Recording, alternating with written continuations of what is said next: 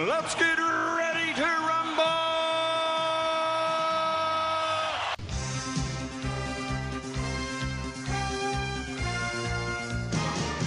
Hello and welcome to Netflix versus Cinema, the podcast that is once again coming to you with two members of a three, because one of us is still somewhere in Thailand. It's kind of like radio silence for the time being. We're hoping he's okay. My name is Tosin and I am in the Midlands in the UK, and joining me as always on the Isle of Wight is Sharon Boland. Hello. Yeah. Also joining me would be Shaun Harris, but as I said, he is in Thailand and having way too much fun for the likes of us. Way too much fun for the likes of us. But what we tend to do on this show is we go to the cinema and we see a couple of things. Usually we see one film per person. We usually have about 3 films a week. And then at home we see a couple of things, be it TV shows or be it films on home media streaming platforms. And we come back and we rate them all out of 5 and we say, where has the money been better spent this week? So, with that in mind, Sharon, this week, I know what you've seen in the cinema, and I will have to sort of say first up, thank you very much. You are an absolute trooper. Because if you listen to this show, usually what happens is that whenever films are in the cinema, Shaun is a bit of a beast, and Shaun will see everything.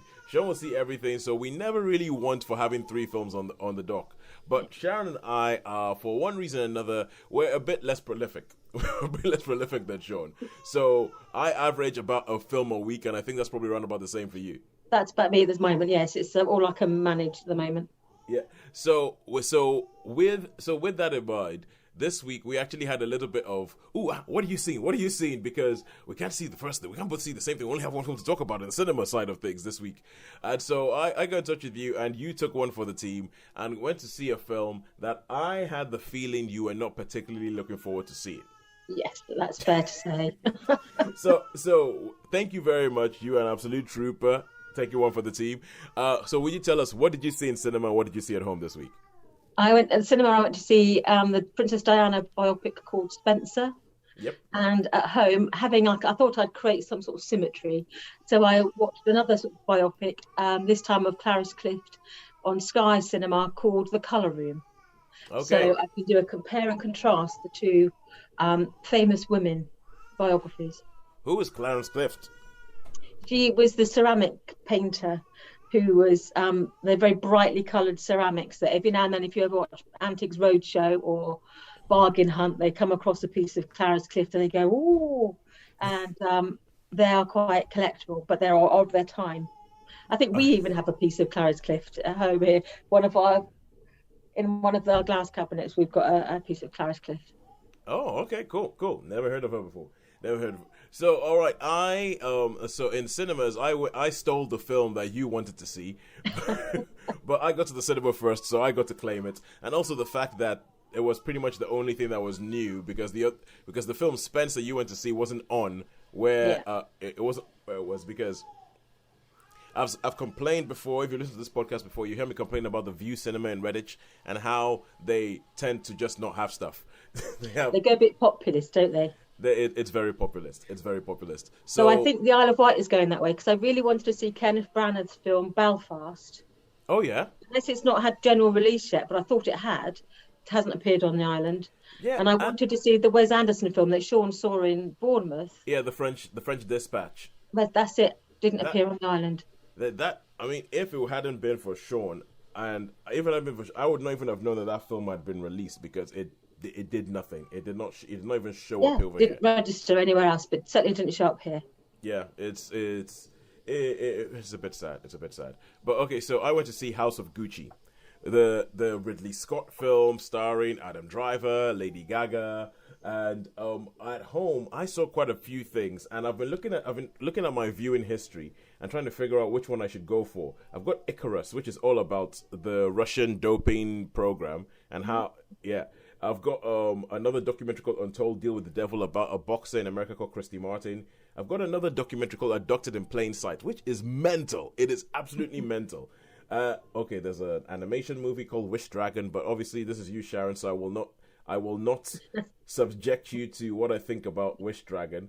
I started watching The Harder They Fall, which I was actually really looking forward to because it's a Western on Netflix. And I think that might be one to keep for when Shaun comes back. I started watching it, but I had to stop it because I had a baby trying to sleep and all the shooting woke her up. So, right. so yeah, and so... Oh, is that the one with Idris Elba in it? It is the one with Idris Elba And I've seen the banner for it. Yeah, about black cowboys. So I think I'm going to settle on a film called Cam, which is it's just called Cam, which is all about how do you even explain? I don't, what do they call them? There's a phenomenon called Cam girls, but I will explain that more when we get to that bit. But shall we kick off with the House of Gucci? Yes. Shall I tell you what you missed, Sharon? or shall I tell you what I stole from you? Shall I tell you what I stole from you? All right, so House of Gucci. This is a film that, as I said, directed by Ridley Scott, and it is about the Gucci family. You might recognize the name, the big fashion house Gucci, the Italian fashion house Gucci, and it is about them. This is specifically about two characters. It's Maurizio Gucci and his wife Patrizia Reggiani, who and about their relationship, how they were, what happened, how that affected what happened in Gucci, and how that I don't think it is a spoiler because these people were real, and it's actually one of the big things about the film, how that eventually led to his death. So how it led to Maurizio Gucci's death. So this is a film that I saw the trailer for. I'm not sure whether you saw the trailer. I've seen the trailer for it, yeah. And so it's in English. It's in English, but obviously all these people are Italian, so it's people acting in English but putting on Italian accents. So you have Adam Driver, Lady Gaga, you've got Jeremy Irons, you've got Al Pacino, you've got Jared Leto, all doing... None of whom are actually Italian. Their ancestry might be a little bit in there. Yeah, I think Lady Gaga has Italian ancestry. I doubt Adam Driver does. Al Pacino has Italian ancestry. So there's something in there, and that made me, because when I saw the trailer, it made me worried because it was kind of like, it's a bit like how I saw the trailer for the Will Smith film Concussion, in which Will Smith is supposed to be playing a Nigerian, and I just have never watched that film because what's that? Because I'm like, what the hell is coming out of your mouth? And some of the accents in the trailer, they go towards, like, you know, it felt a bit like a caricature. Like a caricature of Italians. You know, people go, hey, molto bene, and all that kind of... Yeah, it's kind of almost racist. It felt a little bit like that. In the film, when in a longer burst than just a trailer, it works better. Thankfully, it works better. I still kind of feel like I would like to see this film in Italian. Like if this film would be done in, I still kind of feel that. But also, even watching the film without knowing much about the real life story, it's kind of like Ridley Scott has taken the dynasty approach. So it's a true life story, but presented almost through the lens of those really flashy soap operas like Dynasty or Dallas or anything like, and it's about, there's this family and they're going to come up and, oh my God, everything is turned up to 11. And the character that Jared Leto plays, you're kind of like, I don't think this character existed in real life. This character could not have existed in real life. And sure enough, you because he plays Paolo. He plays Paolo Gucci, who is the grandson of the original founder of Gucci. So you go through the generations. You have you never see the original founder of Gucci on screen, but it's really about his two sons, Aldo and Adolfo, who have 50% stake in the country, in the business, and then their sons. You have Maurizio, who is Adam Driver, and you have Paolo, who is Jared Leto. And it's all about people fighting for control of this company, and whether people think, is this supposed to be like a fashion thing that puts fashion above everything else? Or is this supposed to be about profits, where people profit above everything else? And how this person tries to kick that person out of the family, and then this person goes, oh no, you won't kick me out of the family. And it becomes, so that's where it gets very Dallas. That's where it gets very Dallas, very Dynasty, very soap opera, and it's played like that. And I think they've gone for more the soap opera side of things over necessarily everything being 100% accurate. Mm-hmm. Certainly, Jared Leto's character is kind of the family of Paolo Gucci are quite insulted by the portrayal, And I can totally understand why, because they've made that character a buffoon. And, and when you actually look at the history of Gucci and everything, you're like, wait a second, no, this guy was like a vice president of the company for a while. He was like the chief designer. You don't put a buffoon in that position. Yeah. So there's bits of it where it seems like it's been dialed up and it's been done just for. But what it's like a feature length episode of a soap opera. That's what it is. It's like a feature length episode of the soap opera. Everybody is up to. I mean, Salma Hayek shows up for a bit where she plays, and there's a. Do you remember the TV show Absolutely Fabulous? Yes. There is a scene in this where Salma Hayek and Lady Gaga are walking around, and it is like a scene out of Absolutely Fabulous. It is like Edina and Patsy come to life. and I'm just kind of going, what is this? Having said that, it is well made because it's Ridley Scott, and I have to admit, with Ridley Scott, I think that he is becoming an all-right filmmaker. He's becoming a steady pair of hands. Where I cannot think of the last time I saw a Ridley Scott film that was like, wow, that was amazing. It's just, here's the story. We're going to tell you the story. We're going to go from A to B to C to D, and there's not going to be many flourishes or anything like that. It's just going to be a good story, well told, constructed. There. Now you have the story. Now you know what happened. It reminds me a lot of, did you see All the Money in the World? No. Which was also Ridley Scott, also focused on some super rich family and trying to tell an incident in that family. And was that about the kidnapping? That was the one about the kidnapping and the Gettys. The Getty kidnapping, yeah. The Getty of John Paul. I remember you reviewed it, didn't you? Yeah, yes, I did. And that was the one that had Kevin Spacey in it, and then he went in and... Wasn't he recast and they refilmed it with Christopher Plummer? Yes. Yeah, and this film, even before I made the connection that Ridley Scott directed both of them, I was watching this going, this is very much like All the Money in the World. We're just going to go through A to B to C to D, and it tells you the story, but it is not particularly... And I think Ridley Scott, that's what I expect from him now. I will have a well-told, constructed story, but it's not going to be anything that blows me away. And all in all, I would give it a 3. I think it's a kind of film that will send you... There's a website I found called History versus Hollywood, where if there's a film that's based on true life story, they will go into the and they'll tell you this is what the real person looked like, this is what the person in the film looked like. Yeah. Now, these things in the film are true. These things in the film are not. And it's the kind of film that will send you in to go and say, okay, did that actually happen? Did that actually go that way? How did Tom Ford get involved? Did this person actually kick that person out? Was this person betrayed? Was this backstabbing? It will send you to that kind, and especially the character of Patricia Reggiani, who's played by Lady Gaga, because she's played like it's like a hustler. It's really her story and how she gets into this family and how she gets her way up the family, and you're never really sure at the beginning of the story whether she actually cares for this person or whether she just sees Maurizio Gucci as a meal ticket. Yeah. And so it starts off intriguing, then it goes on, it becomes more and more histrionic as the film goes on.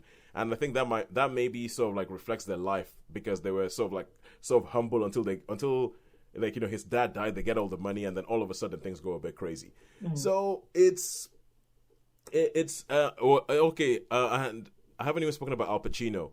Al Pacino, talking about people in the old age and what they do, he has gone a bit of a reputation for overacting, but I think he's actually quite restrained in this. He's quite restrained in this, and I think it's because of the way the Italian accent works. Jeremy Irons, his Italian accent, essentially, it's kind of like, that's just Jeremy Irons. That's just what he sounds like.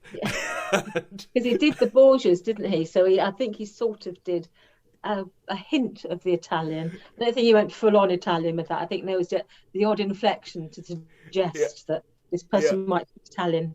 and that's what he does. Yeah, Jeremy Irons has, it's kind of like an slightly Italian inflected Jeremy Irons accent.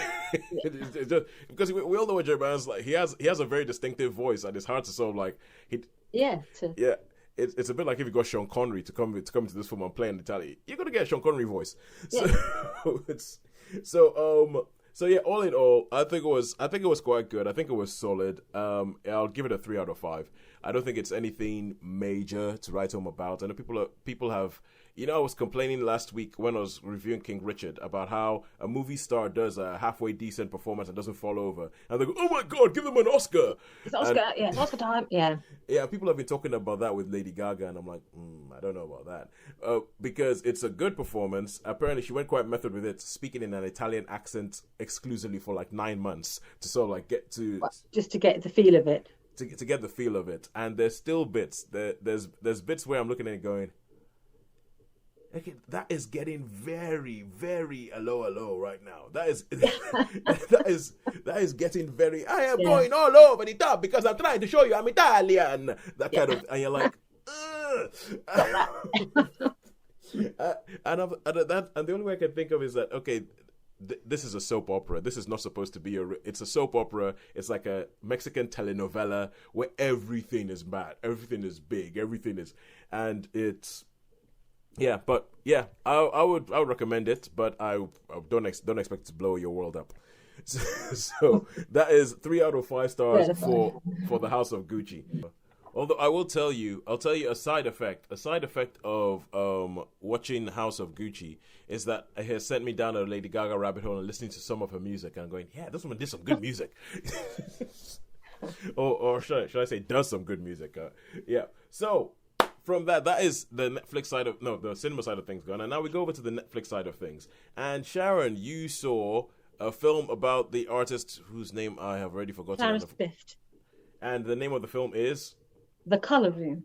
The Colour Room. So this seems to be a biopic heavy week. Oh, maybe I should change my type to a biopic one. It seems to be a biopic heavy week. So tell us about The Colour Room. Yeah, The Colour Room is basically, for those of you who know the ceramicist Clarice Cliff, basically up until the 1930s. Oh, and anyway, sorry, I'll go back a step before that. In Britain, the home of the ceramic industry, porcelain, homewares, has always been what's in a place called the Potteries, which is based around Stoke. Stoke, yep. And if you see any images of Stoke, they're all these huge stone chimneys. So imagine like a nuclear power station where you get these great big funnels. Basically, they're those shapes, but they're built out of these brick kilns. So they produced the Britain's and the world's porcelain and pottery on an industrial scale. It was part of the Industrial Revolution, this mass production of potteries.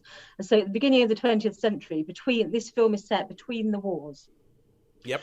So, and the world is changing. There's been a Great War, and then the world has basically been plunged into a depression in the 20s. And then at the point in our film, it's the end of the 20s, beginning of the 30s, where the world was just coming out of that depression. And and Clarice Cliff is like one of these movers and shakers. She's a woman who's finally been able to sort of go into the workplace. She's done her craft. She's worked in all the different potteries around the place. So she's moved up from basically, there's the different sort of skill sets. If you come in on a basic level, basically you put transfers on plates where you wet the plate, you stick the transfer on, you rub it in, and then the next plate. And then you go up to a painter where you actually hand paint porcelain and pottery. And then you become a designer. And you can then design your own tableware or your own high-end ceramics. Yeah. And so she's worked her way around, and she's working in this one particular factory, but they're very known for a particular type of porcelain, British porcelain, which is like white with like rosebuds and sort of gilding around the edges. And when you think of a dinner service, that classic, yes, that's what they have been known for. But the whole industry has sort of basically been in a bit of a slump. They're not really making huge profits. Some of the potteries, the factories are closing down, and they're just trying to find new ways of innovate to basically sell more products. And that's where Clarice Cliff comes in. She's just been inspired by the new wave of art, like Art Nouveau, Art Deco, and she's just thinking, why can't we bring that sort of dynamic into pottery? Why is it sort of stuck in the 19th century? We want something that's modern and vibrant. And so she starts designing these like geometric shapes, these geometric patterns, these bold colours, a much freer style where you can see the brush strokes in her glazes. It just feels a bit more immediate. And so you see, it's a story of basically how her particular type of ceramics basically got into the mainstream. How they started off, she produced a line of pottery for this one company, and it was an absolute disaster, and how no one could appreciate, no one could see it. All the people who ran the potteries, all the people who ran the trade fairs and ran the department stores, they were saying, no, our customers want the white bone china with the gilt edging and the pretty rosebuds. They don't want bright yellows, bright blues, bright oranges in geometric shapes. Yeah. They want what they've always had. And then she basically devised a way of selling more or less directly to women, because in the past, all the people who run the factories, who run the department stores, are all middle-aged men. Yeah. She's saying, this is for the housewife, this is for the people who live in the terraced houses who crave a bit of colour. They can't afford your high-end bone china, so we need to make stuff that's affordable, that's accessible, and brings a pop of colour into these lives of people who've just come out of a depression. Yeah. And she found basically different ways of presenting her own art, and it became the phenomena that, if anyone knows anything about ceramics, that Clarice Cliff is known as today. It was a phenomena, and it sort of changed the world of ceramics and pottery forever. So not the most enticing of subjects, I can't imagine, but if you like your art, your British history, your social history, your even films about pots, which I quite like, and then it was actually quite enjoyable. So you look at her life, you look at where she was born, and the fact that because she was sponsored by an older married man, how there was a suggestion that everything was not always professional between them. So it never actually confirms it, but it does suggest that there were rumours. Whenever there's a young woman sponsored by an older man, there's always rumours that she only got where she did, or he only helped her because he had a romantic interest. Or there was something else going on there. That so he wasn't just interested in the pottery. Yeah, so they don't shy away from that, but they don't confirm it either. So it's basically saying, we acknowledge that these rumours were in circulation, and we're not going to confirm it, we're not going to deny it. Okay, now you see, now that is a subgenre of movie that doesn't get enough attention. Movies about pots. Yeah. Movies about pots. The way you spoke about it is like, oh yeah, it's like movies about pots, like I quite like. I was like, you sound as if you might have like a top 10 of movies about pots. Yeah. There's my art related, or you could say it's like art related films and things. Oh, okay, cool. So I've just been looking up and to see a couple of Clarice Cliff things, and I see what you mean. They are quite colourful. They're unlike anything else, aren't they? They don't sit comfortably in any other school of art. Yeah. And also the thing about this is that you're talking about this film not being the most riveting thing, but obviously there is a push at the moment, which is a really, really good push to have more stories told about the place that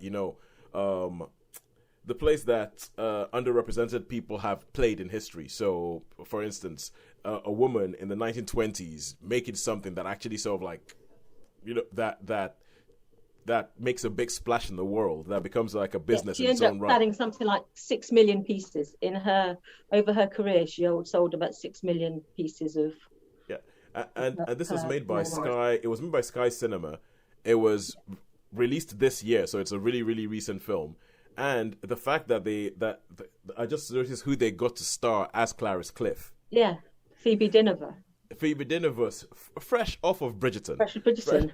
Fresh Matthew off of Bridgerton. Good, who is sort of, I'm trying to think, what is the Discovery of Witches he's in. The Discovery of Witches, he was in Watchmen. Downton. He just shows up in all sorts of stuff. He was in The Good Wife for a while. So they got themselves a David good... Morrissey's in it as one of the potters. Yeah. There's all these people popping in, and you go, Kerry Fox plays her mum. There's all sorts of actors. You're thinking, actually, this is a quality cast they've got here to play all these people. And they just thought it was run about time to tell her story. Yeah. There's run about time to tell, and I am totally up for that. So how many stars would you give The Colour Room? So I really enjoyed it. So I want to give it, I think it deserves at least a 3, and possibly a strong 3.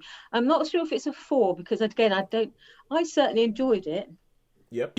But I don't know if it's quite a 4, so I'll give it a good solid 3. All right, cool. Because I mean, I love the subject matter. I love what it's focusing on. And but with all the will in the world, I look at it and I go, that does sound like a Sunday afternoon movie. Absolutely. It's one of the ones I've seen it once, but I'm like, yep, seen that now. So films that I think really deserve like a 4 or 5 are ones that you think, you know what, I could sit and watch that again. And I feel like I've seen this, but I enjoyed it, but I've seen it now. So Well, yeah, it is. I I don't know about that, because there are some films that I think are brilliant films that I will never watch again. yeah, Like, that is true, I suppose. Yeah. like 12 Years a Slave. I'm like, Yes. brilliant film. Never watching that again. No, I feel the same way. Yeah, it's a stunning, but yeah, I couldn't sit through that twice. It's like, yeah, I'm not doing that to myself. It's Yeah. like, I get it. It needs to be told, but not doing that to myself. I think also, Detroit, maybe I would not watch Detroit again, because that is a very good film, but my God, it's hard going. Right, cool. And now we go back to cinema, and because there's only 2 of us, we go back to Sharon. So Yes. tell us about this, being dragged kicking and screaming with your sense of duty into the cinema to see Kristen Stewart play. Is it Kristen or Kristen? I keep getting that wrong. Kristen. I always get it wrong, but I think it's Kristen. Kristen Stewart. To see Kristen Stewart play Lady Diana Spencer. Yes. This is a strange beast, this film, I have to say. It starts off with describing itself as a fable based on a true tragedy. So you get the titles, and then this comes up on your screen, a fable based on a true tragedy. So that just leaves you with wondering how much of it is true and how much of it is completely made up.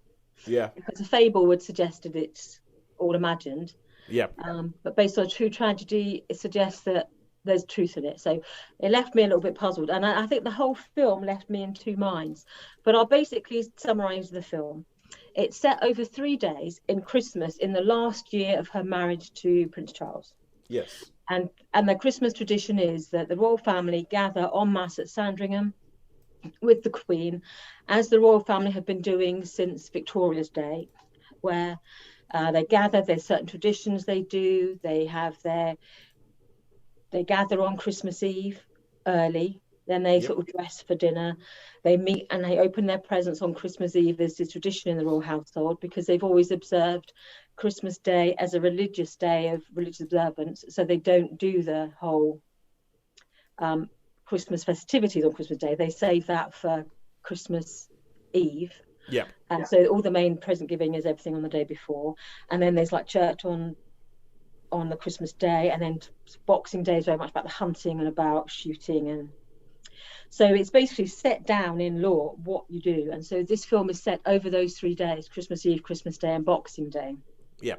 And I can't remember the exact year, but it is the last year of their marriage, because I think the next year the Queen basically said, enough is enough. This can't carry on. Yeah. And you see nearly all of the film is from the perspective of Princess Diana, and there's lots of it where you don't actually see many other people. It's just about her. So this entirely is focused on Diana. Yes. And it starts off where she's evaded her security and she's evaded her driver, and she's driving herself to Sandringham, and she's got lost. And so she ends up having to stop at a petrol station and ask for directions. And then she spots on a hill an old scarecrow, because her family home with her father and her siblings was nearby. And she sees a scarecrow on the hill that was dressed in her father's coat. And this is sort of like symbolic of her trying to reclaim her past. So she basically takes the coat off the scarecrow, and it becomes like a symbolic thing throughout these 3 days. Yeah. And it shows you how she just struggled with life at that point in her life. How she was bulimic, she was self-harming. To some degree, she was like delusional, because in this film she just has visions. She sees ghosts, and she just gets she's a troubled person, but she doesn't shy away from her bulimia or her self-harming. And I know, because obviously more stuff has come out as time has gone on, and I watch The Crown. I watch The Crown. I'm up to date with The Crown, and they essentially the discourse about Princess Diana is that now when you look at her, she is a bit of a tragic character. Yeah. Yeah, and it's a tragic character. Well, most of the things I've seen is a tragic character who needed help that she didn't get or wasn't allowed to get. So I can imagine that something like this was leaning into that whole almost kind of like tragic heroine aspect of her. I think they did. In some ways, I think because that was one of my concerns about this film. I was thinking, I don't want another Princess Diana and the Wicked Royals. Or Saint Diana and the Wicked Royals. Because we've heard that story. But in some ways, it did shy away from it because there were people like the equerry who was in charge of running the house. Was saying, look, we're trying to support you. So, we know they have trouble eating, so we'll prepare meals that you may feel more comfortable with. We've got dressers who will help you, the staff that will help you. But as much as they try to help her, it's almost like she didn't see it that way. She's got this, because I know, again, that her sons have talked about her paranoia, and there's elements of that in this film, and how things that people may have done in the best of intentions but make her feel more paranoid. So at one point they were saying, we've got people patrolling the grounds, and one of our security could see that when you were dressing in your bedroom with your curtains open, they could actually see you. So had they been a photographer, they could have taken pictures of you getting changed. Yeah. And they said, so, we would recommend that if you're at the front of the house, you close the curtains when you get dressed and undressed. And so, but she said, I'm not going to do it, or those to that effect. And so another dresser would come in, and they actually sewed her curtains up so that they would. So it was offering her protection because they knew that she was being hounded by the press. But then you see her cutting the curtains open and throwing them wide. Yeah, because I guess that the two-way things is that, okay, wait, but it sounds like control. It's like, we're trying to protect you. You're trying to control me. Yeah. And there's some scenes where, again, all the other characters are very much secondary. So there's the interactions with the Queen and with Prince Charles, where in some ways they're like, you can see how they're almost like trying, but she's interpreting it as like either controlling or as like babying. So like there people are saying, like, if you can be on time for meals, then you won't feel like everyone's looking at you and judging you if you're late for every meal. When you keep everyone waiting, if you would try to be on time, so they'd give her like 10-minute warnings, saying like 10 minutes to meal time, and she'd be like, just leave me alone. And it's like, no, because when everyone is kept waiting for you, then when you walk in, everyone going, we've been waiting for Diana for 20 minutes. Yeah.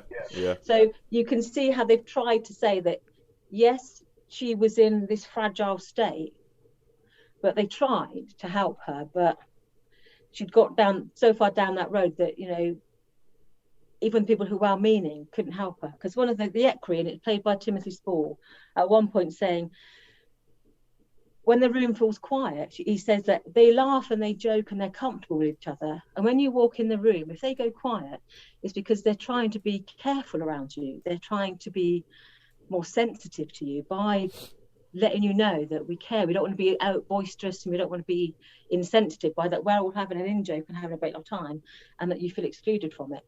So he's trying to help her, but it doesn't work. And I found out and I just found that, to me, I didn't quite get this film, to be honest with you. I think it partly is because I didn't get the whole Diana cult thing. So to me, I'm old enough to remember her life. I'm old enough to remember her death. And I remember sort of thinking, it was a sad event that she died when she was so young, having a young family. But, I wasn't laying flowers out in the street or bewailing it. And I remember, I'd gone out on the day she died, and I had gone, and my friends, we just carried on as normal. And it's only as that week progressed that things started getting a bit crazy. Yeah. And so this film, I don't think was aimed at me, but I didn't quite get it. I could see, to me, I felt like the performances were slightly studied.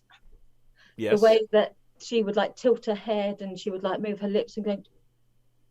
And to me, it felt slightly like an affectation rather than a natural mannerism. Mm-hmm. And again, like the way she used her eyes, I'm thinking, yes, it's their Dianaisms that we are familiar with, but because they become such these known mannerisms, they just felt slightly affected. It didn't feel like that, the way she held her head, the way she would look at the sort of her eyes, and the way she would hold her head. I thought, to me, it didn't feel natural. Well, it sounds like a film that quite frankly, whether you love it or hate it, it's going to rise and fall on the performance of Kristen Stewart. Yeah. And There are moments, when it's quite powerful. And someone sort of going through an emotional turmoil and sort of a mental crisis, you can understand, she shows that. And there's the conflict between how you feel sympathy for someone, but someone who is difficult. So yeah, I think people haven't shied away in more recent years from saying, actually, as much as she was loved, she was difficult. Yeah. As people with mental illness or people with different issues often are. Yeah. And what left me thinking about it was I just put it in terms of my trying to understand the film and understand sort of, Diana to some degree, someone who is unknowable because she's been dead a long time. Yeah. Is that, there's like the introverts and extroverts. And introverts, they get their energy from themselves. They retreat to a quiet place and they sort of recharge their batteries by being alone on their own. And extroverts get that energy from other people. Yes. And that if the extrovert gets too much attention, if the introvert gets too much attention, it smothers them. And if the extrovert doesn't get enough attention, it starves them of oxygen. Yeah. And in many ways, this film sort of showed you that how Diana within the royal family was like an extrovert around introverts. So she was being starved of oxygen because she wasn't getting that energy that she needed. Whereas a lot of the royal families, just by nature, were more introverts. So when they have a crisis, they retreat within themselves or they retreat into their safety zone, which is probably each other. Whereas she needed that extrovert feeding from other people's energy, which she didn't get. So that's the other thing I got from it was, these were basically how in some ways introverts and extroverts, unless you know how to feed the energy of the other, can be absolutely toxic. It can be, Yeah, and it was interesting. So it's a complicated film. I think there's lots of symbolism in it about the clothes, are symbolic of other things. The director Pablo Larraín is known for not making. He doesn't do straightforward films. He doesn't do like first. Okay, so this is a biopic, and we had House of Gucci, which is also a biopic, which is more of a straightforward biopic. Once I heard it was Pablo Larraín, I was like, this isn't going to be a straight line. There's going to be some squiggles. There's going to be some squiggles before we get where we're going. And there's a lot of parallels between Anne Boleyn. She's given a book for Christmas about the life of Anne Boleyn. And so there's a lot of symbolism and about her necklace. She's given this pearl necklace. And that sort of mirrors that Anne Boleyn was given a necklace. And then Jane Seymour, her successor, was given almost an identical necklace with the portrait of the king in it. Yeah. And there's a whole thing about how Prince Charles gave Diana a pearl necklace. And then he also bought from the same jeweller an almost identical necklace that he gave to Camilla. Yeah. And whether that's true or not, but it's certainly heavily symbolic in the film. There's things where various scenes she tears the necklace apart. She's even seen eating it at one point and then sort of throwing it up with her bulimia. And that's like fantasy scenes. So you get fantasy intermixed with reality, intermixed with this is symbolism. exactly what I was expecting from Pablo Larraín. Yeah. So I was left a bit baffled by it already. I was watching because he also did a film called Jackie, which was about Jackie Kennedy in the aftermath of JFK's assassination. And that's also, same thing. Based about this woman, it's kind of like private, goes into it based about a very, very strong performance. The film rises and falls in the performance, and it's a similar thing. So I was okay. So, but how many stars would you give this? How many stars would you give Spencer? Yeah, because it left me a bit baffled, and I can't say I enjoyed it, but I didn't hate it either. I would give it a 3 because I think it's competently made. And if you like, I normally quite like things with symbolism, but because I probably didn't fully understand all of it, and I was coming from a place of not being part of that Diana cult. So to me, it was just a little bit baffling and left me a little bit cold. So I would give it a 3. I take it that you from what you said, you were, if you excuse the term, you're not a Diana worshipper. Yes. Yeah, because I know that there was definitely. I remember when she died. I remember I was in Nigeria at the time, and even there, because you get a lot of stuff through the Western media and through the Western news, and there seemed to be this real agenda of, she's the people's princess, everybody loves her, and she died because of those evil people. and that's what you it sounds like probably the reason you didn't want to watch this is that you were questioning that, and you thought this was gonna be another piece of Diana worship. And I didn't even see all of the funeral. I only saw part of it because that day I went out for a walk. So when the funeral was on, I know every shop was closed, it was empty, and there was no one around. And I only got as far partway through the funeral service, and I thought I turned it off because I got as far as Earl Spencer's speech basically, and I was just so offended by what he said. So I turned the thing off, and I've never actually seen the rest of it. So I didn't actually. I'm probably one of the few people in Great Britain who didn't actually watch all of Princess Diana's funeral because I was like, that's a really cruel thing to say at someone's funeral. Goodbye. And I didn't actually watch the rest of the funeral. So, I'm probably coming from a place of maybe not. Well, no, but that's good. I mean, if you're coming from a place where you are predisposed to not like the film and to still think, you know what, it wasn't that bad. I think that's a win. It has merit. I think it's one of the. I think it to me, it was like almost like a film that they probably would look at in film studies, like his other work, to look at that symbolism, to look at the use of the dresses, the clothes, the image, the fact that she became all about the image, and it was like this. Wasn't the real self. She was inhabiting a character, and she became. Character of Diana, and then the real Diana was hiding somewhere inside. So I see there's lots of symbolism that you could really unpick if you wanted. If you ever get to watch The Crown, I mean that's one of the things that The Crown does, and essentially does that, but pretty much with every member of the royal family saying, at some point it's essentially, put it this way, but after watching The Crown, you'd be hard pressed to envy any member of the royal family. Because you're like, oh my god, their lives suck. but all right, cool. So now we go back to a final film, and I've decided, I've looked through the whole things I've been watching recently. I haven't seen that many. Instead of seeing biopics, I've seen, as I said, documentaries, which are kind of biopics because they're about real people. They're real people. But I'm going to stick with my original thing. I'm going to break the biopic thing, and I'm going to decide I'm going to talk about Cam. So Cam is a story about a cam girl. Now, how do you spell that? Are you spelling that just C-A-M? C-A-M, yes. Yeah. I don't know what a cam girl is.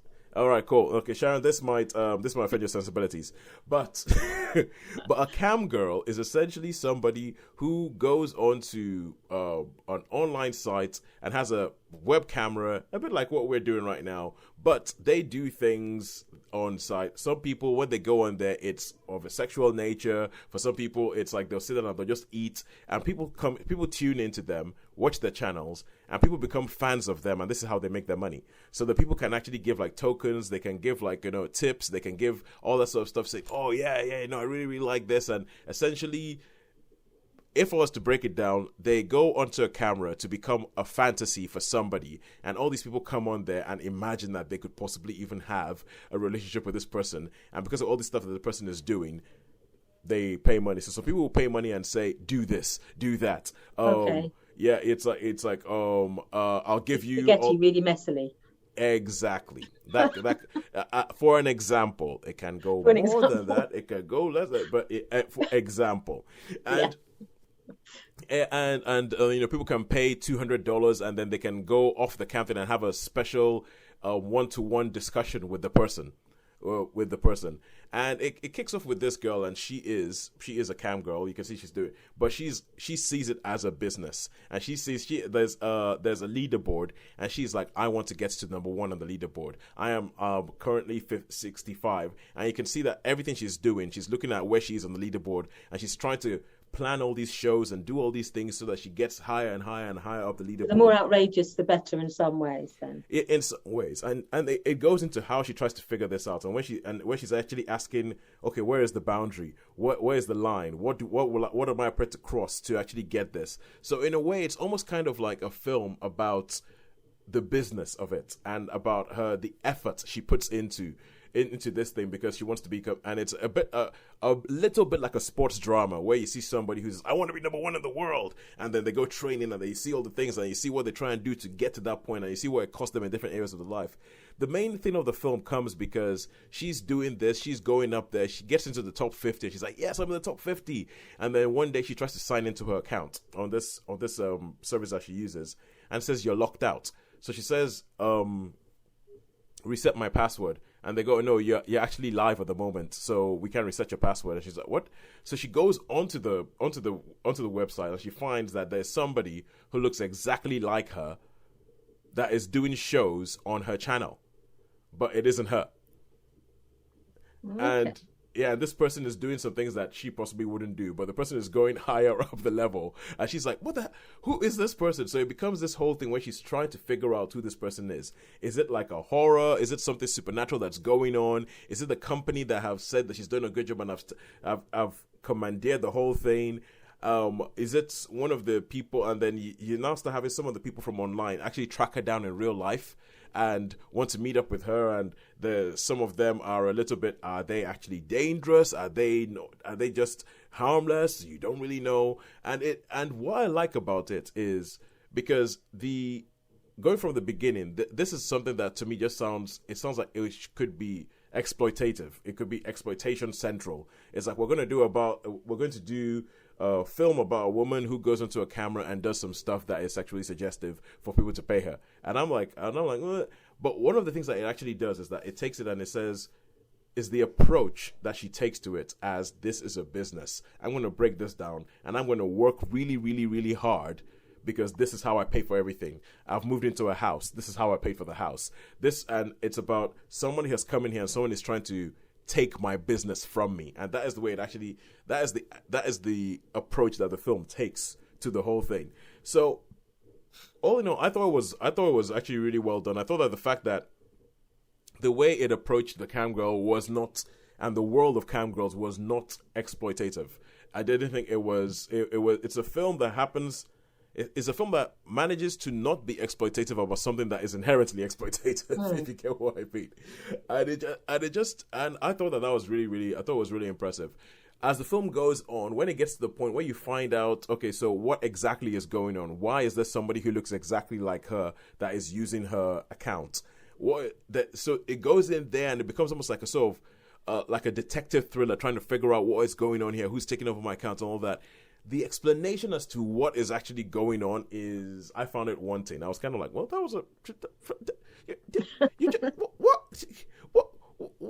why present something and then almost kind of ignore the thing you're presenting? And how is that a resolution? and it sort of ends in the way it ends is kind of like one of these sort of endings that kind of goes, well, I guess that's just the way the world is. But it's yeah. So I thought it was really, really good. I think it's positives. It's about it managing to be not exploitative, but to present this world and present why people would do this and present about how it is just like, any sort of other capitalist dream. However, and it was going up towards being a 4 because I like films where you go in thinking one thing and then you might almost leave the cinema going, actually, I didn't think about it that way, but maybe, yeah. And it was going that way to begin with, but the further the film went on, the more I just kind of it started diluting, so it dipped down to a 3 for me. It did run through a 3 for me, but I think the beginning of it, the premise, the way it presents, the performance by Madeline Brewer, I thought were all brilliant. I thought we're all brilliant, but it comes down to a 3 for me. Oh, I just realized we've just reviewed 4 films that have a woman as the lead character. Oh, well, I hadn't made the connection either. I just thought about it because I just realized I seem to have heard myself saying a really, really good performance from insert woman's name here. and I was like, wait a second, yeah, that's 4 films with a woman as a main character, which I guess we're going to call that progress. Yeah, it's a bit of a switch around from in the past, maybe. Yeah. Yeah, we're gonna call that progress. Oh well, on that is just to say. So Sharon, who do you think has won this week? I think we have a bit of a dead heat at the moment. We do have a dead heat. We've had an acceptable week. We've had cinema and Netflix and Friends have presented up something that is acceptable to us. So well done, cinema, well done. It's good. We'll see if we get anything that is exceptional coming up soon. Or we'll see. Maybe the only one I've got coming up is probably Resident Evil. oh no. That's the only new release on the island, so I'm looking at. Okay, it may not be high art. They made another Resident Evil film. What is wrong with Hollywood? Back to Raccoon City. I don't know. I can't even remember what the name of it is, but it's a Resident Evil. It is, thing. Yes. Yeah, I saw that. I saw that Battle for Raccoon City. I did see that was in there, and I think I don't even know that's what it's called, but it's sort of. It is what it's called. It is what it's called. Is it? Oh, really? Yeah. Maybe that just. Ooh, there's Boxing Day. Yes, that is coming out. Yeah, that's about this chap who's been living in America who has to go home and confront his past, basically, in London with his American girlfriend and then his ex-British girlfriend, and all hell breaks loose on Boxing Day, I gather. That's when I seen the trailer. There's also Encanto. Oh, but that's animated, so you wouldn't see that. Don't worry, Sharon. I'll take that bullet. I'll go see Encanto. I'll go see Encanto. Yeah. You might be stuck with Resident Evil. Yeah. You might be stuck with Resident Evil. When you need him. Oh, and there was Shaun Harris was in the Diana film, Spencer. Was he? Oh, Shaun Harris. Yeah. Oh. So Shaun, he likes to see films with his namesake in. So yes. I'll have to tell him. Maybe it'd be on the plane when he flies home to say, "Let watch it," because Shaun Harris is in it. It's like, Shaun Harris and Spencer. Oh, in that case, yeah. Shaun thinks that them Harrises have to stick together, so he will watch anything that has Shaun Harris in it. Pretty much. But until next week, when Sharon shall go see what Resident Evil what stinking pile of possible surprise that you might get with the Resident. I'm expecting maybe the odd gun and then maybe the odd zombie. The odd zombie, odd in more ways than one. Yeah. Until that time, and when either I go see Encanto or maybe finally see Ghostbusters Afterlife, it's a goodbye from me. It's a goodbye from me. And wherever Shaun is in Thailand, it's a goodbye from him as well. Him. We will see you next week. Yeah.